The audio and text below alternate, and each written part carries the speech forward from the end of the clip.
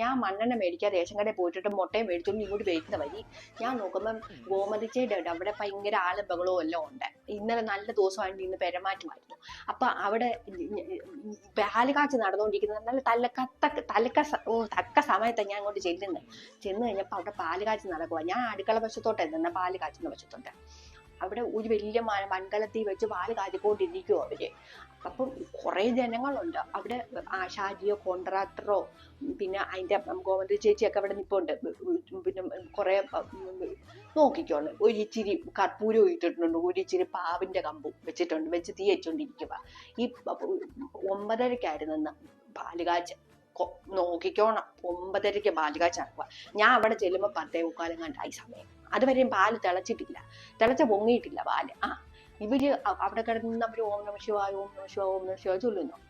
അരമണിക്കൂറോങ്ങാണ്ട് ചൊല്ലിയെന്ന് പറഞ്ഞിരിക്കുന്നു. പെണ്ണുമ്പള പറഞ്ഞിട്ടു തിളച്ചു പൊങ്ങിയില്ല. അത് കഴിഞ്ഞിട്ട് ആശാരി പറഞ്ഞു നമുക്കെന്നാ ഓം നമോ നാരായണ ചൊല്ലാം. അങ്ങനെ ഓം നമോ നാരായണ ചൊല്ലി.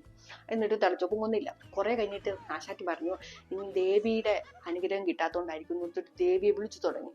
ഇത് തിളച്ചു പോകുന്നില്ല. ഇത് തിളച്ചു പൊങ്ങാത്തതിന്റെ കാര്യം ദേവിയുടെ അനുഗ്രഹം കിട്ടാൻ ഇതൊന്നും അല്ല സംഭവം. ഇതെന്താ സംഭവം? ശരിക്ക് തീ അടിക്കാത്തോണ്ടാ. 11:30 എത്ര നേരം വന്നിരിക്കുന്നത്? എന്റെ കാലും അങ്ങ് കഴിക്കുന്നു. ഞാൻ ഇന്നേരം ചെന്ന, പക്ഷെ എന്റെ കാലും അങ്ങ് കഴിക്കുക. ഓരോരുത്തരെല്ലാം വീഡിയോ പിടിച്ചോണ്ട് ഇങ്ങനെ നിൽക്കുക. ഓരോരുത്തർ പറഞ്ഞ സ്റ്റോറേജ് ഫുള്ളായിരുന്നു. ഈ പാല് ഇപ്പൊ തിളച്ചു പോകുന്നു പറഞ്ഞ് വെച്ചോണ്ടിരിക്കുക. എപ്പൊ തിളയ്ക്കാൻ തിളയ്ക്കുന്നില്ല. ഞാൻ എന്തെങ്കിലും എന്തോലും മണ്ണെണ്ണ ഉണ്ടായിരുന്നു. ഞാൻ കുറെ മണ്ണെണ്ണ പോയി മൂട്ടിലോട്ട് അങ്ങ് ഒഴിച്ചു. അയ്യോ, പിന്നെ തിളച്ചങ്ങ് പൊങ്ങി. ഈ ഐഡിയൊക്കെ ഞാൻ ചെന്നാലല്ലേ ഒക്കത്തുള്ളൂ. ഇതൊക്കെ ഉണ്ടല്ലോ എന്നെ വിളിക്കാത്തോണ്ട് സംഭവിക്കുന്ന ഓരോരോ കാര്യങ്ങളാ.